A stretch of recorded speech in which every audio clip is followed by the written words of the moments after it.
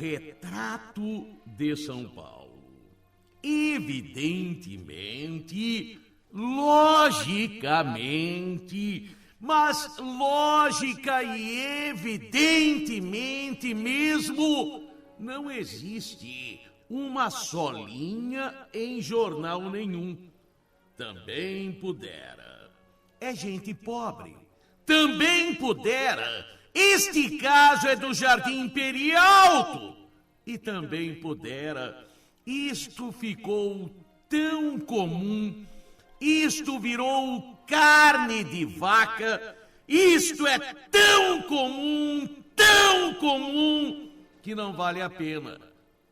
Não vale a pena não pra gente, mas pra grande imprensa.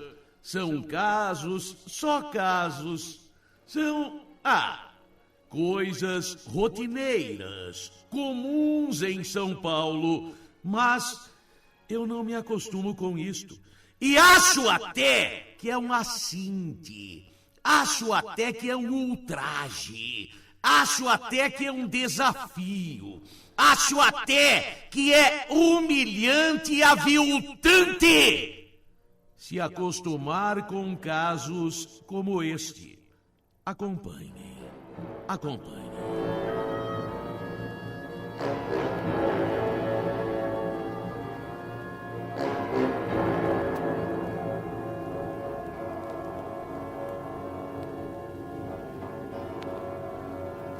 É a segunda vez que nós noticiamos caso desta família. É a segunda vez que a gente fala desta família. Márcio. A história dele agora. Márcio Sanches. Márcio! 26 anos de idade. Márcio, um rapaz pertencente a uma família humilde. Márcio, ele que mora na região do Perialto, o Jardim Perialto, que fica na zona norte de São Paulo. Márcio, ele é um rapaz comunicativo, trabalhador, não é de coisa errada, não gosta de coisa errada. É um homem decente. É um homem decente. Quando ele era garoto, quando era mocinho, aconteceu um fato em sua família. No início de sua adolescência, aconteceu um triste fato que o marcou muito. Márcio, ele tinha um irmão chamado José. José, irmão do Márcio. José era bom, trabalhador, sem vícios. José, ele gostou de uma jovem. José tinha um apelido Nenê Galinha. Era o apelido do José, conhecido na região Nenê Galinha. Embora tivesse este apelido, ele era um rapaz direito, honesto, trabalhador, sem vícios, o Nenê Galinha. Nenê Galinha, que também morava lá na região do Perialto. Acontece que lá determinados elementos não iam com a cara dele, com o jeito dele, e decidiram impedir que ele namorasse uma moça de lá. Ele começou a ter um relacionamento sério com uma moça que morava também no Peri. E uma turminha decidiu, não vai. Uma turminha decidiu que o Nenê não iria namorar com aquela moça. Só que o Nenê foi em frente. Ele ficou noivo com a moça e pretendia, lógico, casar com ela. Só que os elementos disseram não vai casar. E não casou. Mataram ele. Simplesmente armaram uma cilada e o mataram. Mataram o Nenê Galinha. A família recorda até hoje que a gente fez uma reportagem. E os autores da morte do Nenê foram pegos. O irmão dele, O irmão dele, o Márcio, era jovenzinho na época. Márcio foi crescendo, inconformado como todo mundo, como toda a família, inconformado com o que tinha acontecido com seu irmão Nenê. Ele achava muita injustiça. Márcio, ele estudou durante um determinado tempo, depois começou a trabalhar. Márcio, ele começou a trabalhar numa marcenaria e se deu muito bem.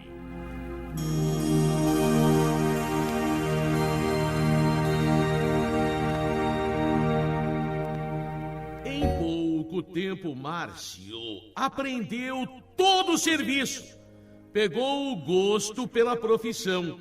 Os trabalhos que faz, pode-se dizer, são muito bem feitos, caprichados. Tem gente que chega a dizer que é trabalho perfeito. Ele é caprichoso. Ele trabalha muito bem. Bem, com o tempo, Márcio chegou à conclusão seguinte: se ele trabalhasse por conta, ele ganharia mais. Se ele não trabalhasse de empregado, se ele fosse seu próprio patrão, ele ganharia mais. Foi assim que lá mesmo na região do Jardim Perialto, Márcio começou a trabalhar por conta. Um trabalho aqui, outro trabalho ali, sempre caprichado, sempre elogiado, sempre quem fazia um serviço, quem o contratava para um trabalho, ficava satisfeito e passava em frente. Olha, aquele cara trabalha bem, aquele cara trabalha bem, aquele cara trabalha bem. E o Márcio foi conseguindo ganhar um bom dinheiro. Márcio que mora com sua mãe Guiomar. Márcio que mora lá na região do Perialto e procura ajudá-la ao máximo. Márcio, quando não está trabalhando, ele é como todo mundo. Gosta de amigos, gosta de um papo, gosta de tomar uma cerveja, vai num forró. Tem um forró pertinho de onde ele mora, ele vai paquerar. E nada de fazer coisas erradas, como droga, como coisa errada, nada. É um bom rapaz. Márcio que fala de boca cheia. Eu sou um cara decente. Comigo é na moral, na decência. E foi assim que chegamos há 15 dias atrás.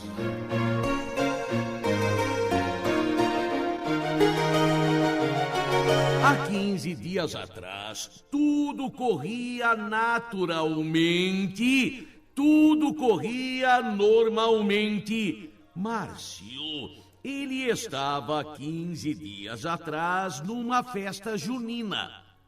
Ele participava lá no Perialto de uma festa junina e tudo era só alegria. Era felicidade, todo mundo alegre, todo mundo se divertindo, paquerando, olhando para um, olhando para outro, falando com um, falando com outro, música daqui, música de lá.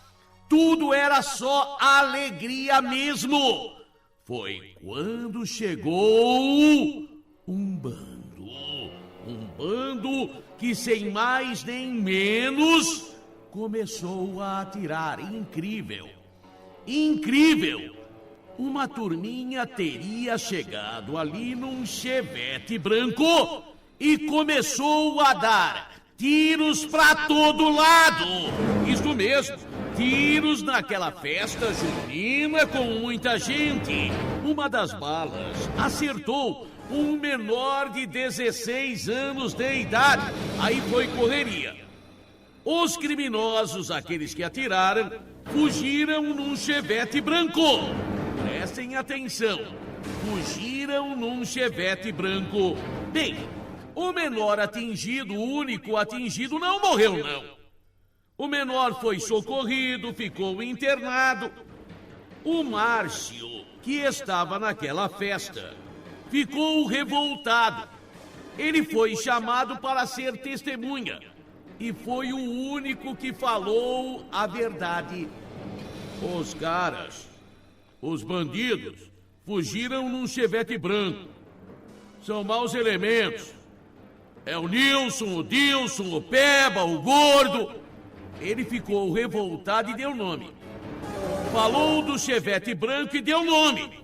Nilson, Dilson, Peba e Gordo. De posse do Chevette branco, da informação do Chevette branco, de posse da informação de nomes, a PM sai atrás. Policiais militares saem em diligência e prendem os elementos do Chevette branco.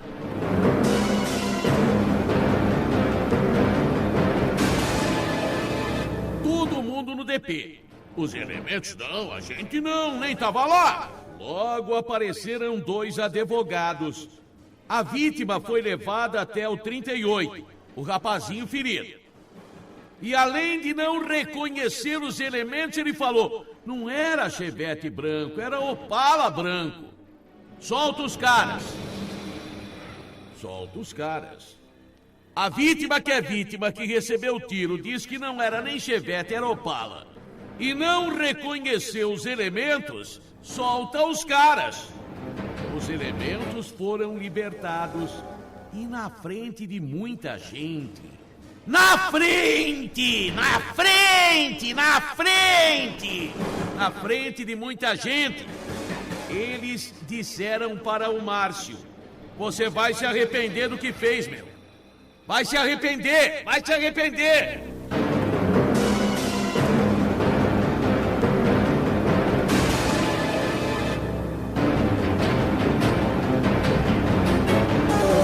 Ameaçaram ali na delegacia o Márcio. Ameaçaram o Márcio. Por quê? Porque o Márcio falou de Chevette branco, deu nomes. Você vai se arrepender do que fez. O menor provavelmente ficou na dele com medo. Porque também não tem cabimento colocar a vítima com essa turma toda para reconhecer. A pessoa fina mesmo, tomou tiro. Vai reconhecer?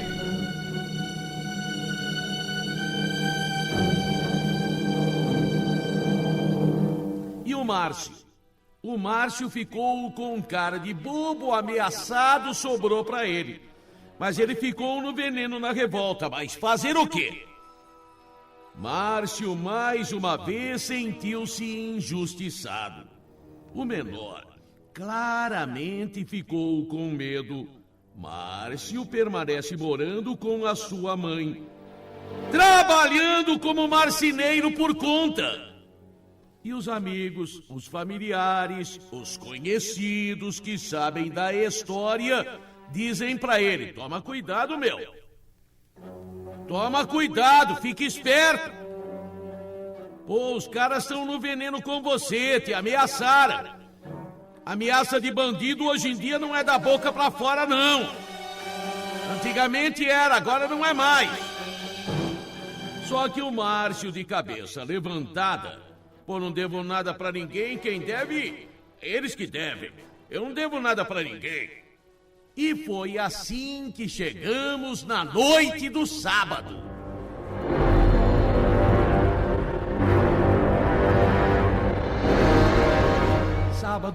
Sábado à noite, sábado noite fria. Mesmo assim, noite fria.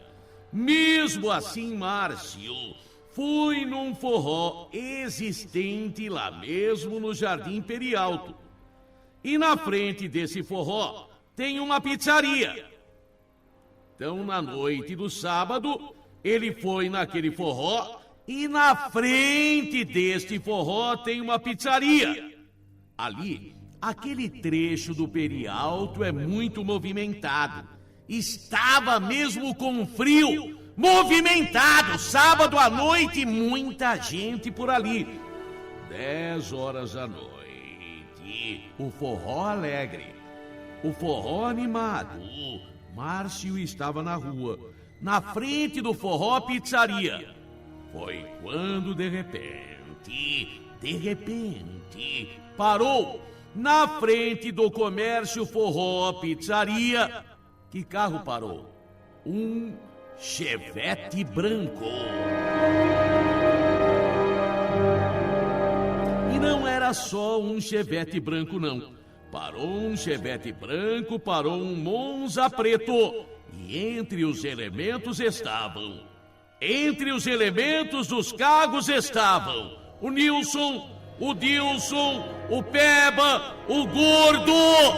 Os mesmos de 15 dias atrás. Foram na direção do Márcio, não falaram nada, mas começaram a atirar. Foram vários tiros em cima do Márcio. Um grande tumulto naquele momento. Gente correndo do forró, gente correndo da pizzaria, gente correndo para todo lado, panicou. Os elementos então subiram no Chevette, no Monza e fugiram. No Chevette branco, no Monza preto, os elementos fugiram.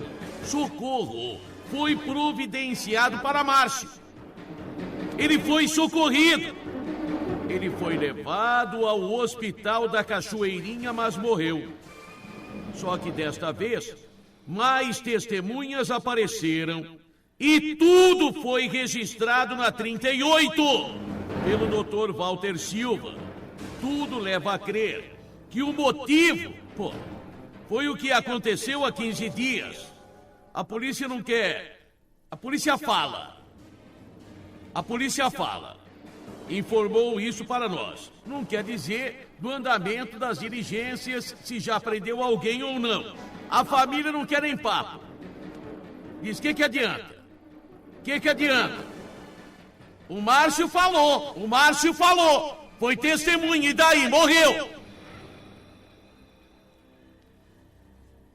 É incrível. É inacreditável o que acontece. Por isso que em todo lugar, muito justificadamente, não é nem por medo nem covardia, mas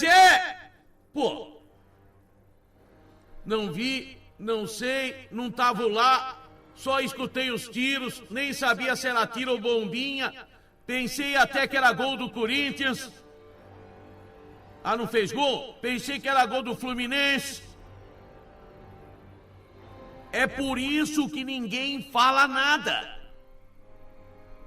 É por isso que ninguém diz nada. Esse Márcio decidiu, tinha uma festa junina, ele decidiu, já que os caras chegaram atirando na festa, ele decidiu falar. Falou e deu no quê? Os elementos não foram nem pegos nem nada, porque impera a lei do medo, e tem que imperar mesmo, ou não tem que imperar? Ou não tem que imperar? É impressionante. Os elementos voltam no mesmo carro e matam. E não querem saber se tem testemunha. Não é que matam na quebrada.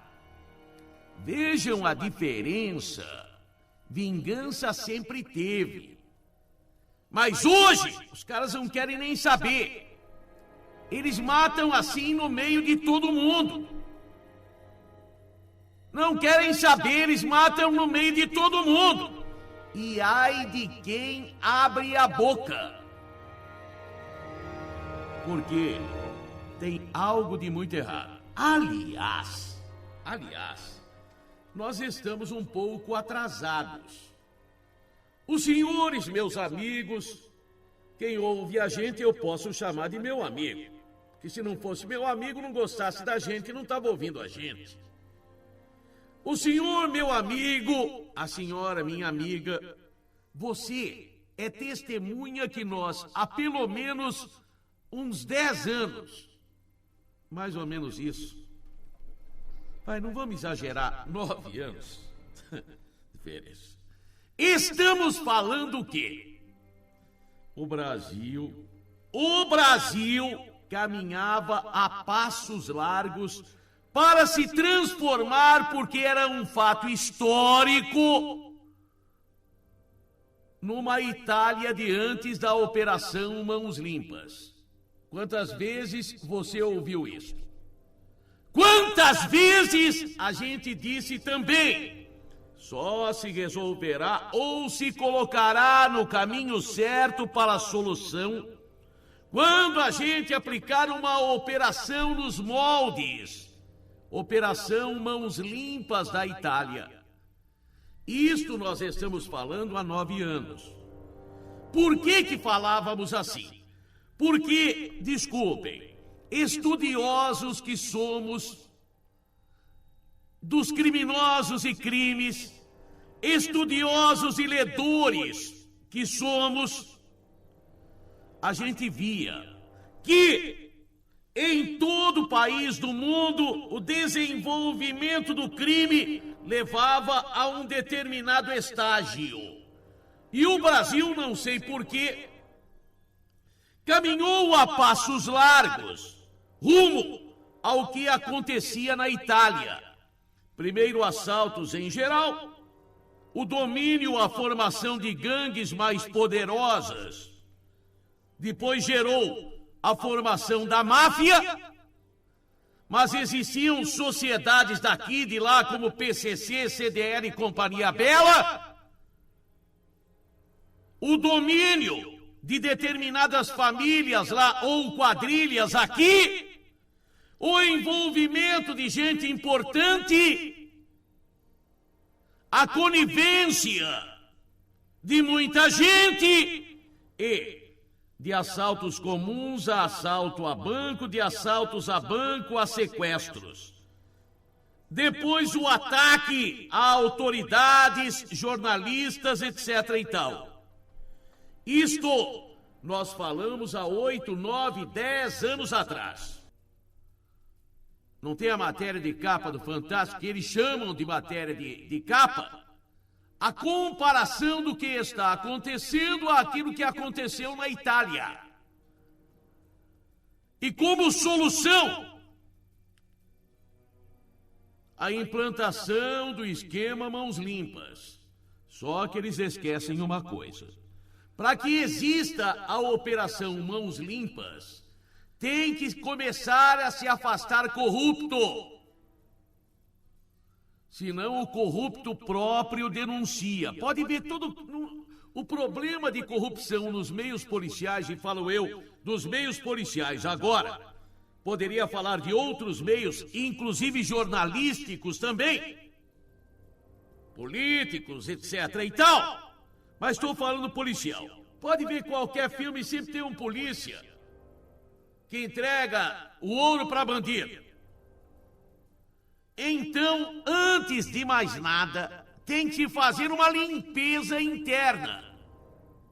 Como a gente pode querer que a rua esteja limpa se a casa da gente está suja?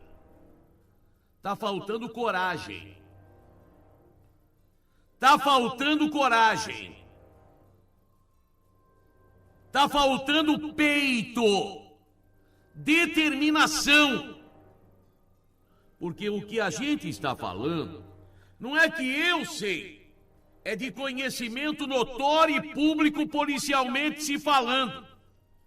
Qualquer policial de qualquer delegacia periférica sabe. Imagine os de delegacias mais centrais e de departamentos mais, pelo menos teoricamente, atuantes. O crime está na mão da polícia. O que eu estou falando? O crime está na mão da polícia. Como assim? Ou a polícia está macumunada, ou ela própria realiza determinadas ações criminosas.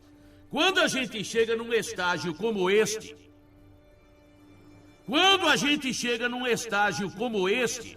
é desalentador. Então nós precisamos de uma força-tarefa, para usar o nome que já se usa, mas uma força-tarefa formada por gente que conhece. Não adianta eu formar uma força-tarefa para jogar basquete de gente que não conhece o que é basquete, ou o que sabe de basquete pela TV. Então a força-tarefa querem o quê? Oficiais da Polícia Militar, delegados de polícia, investigadores principalmente, que é quem vai pra rua, soldado que vai pra rua. Porque quando formam forças-tarefas, o que é que eles fazem? Convidam tenentes-coronéis que há 30 anos não vão pra rua. Convidam delegados que há 30 anos não sobem numa viatura de diligência. Estão afastados da realidade. São chefes, muitas vezes competentes, mas afastados daquele convívio. Então, pegar estes e pegar também os atuantes. Pegar, porque, por exemplo, eu acho o Filipão foi um grande técnico, mas jogar bola não dava para ele. Então, há necessidade dos planificadores e dos executores. E na planificação, o consenso geral. Promotores públicos acostumados a lidar, pelo menos teoricamente. Eu acho até que as diligências feitas em conjunto, Justiça, Polícia, quem sabe até Exército, quem sabe até Polícia Federal, dividir. Porque o que acontece hoje é que é tão centralizador o combate a determinadas camadas de crime que se torna fácil corromper.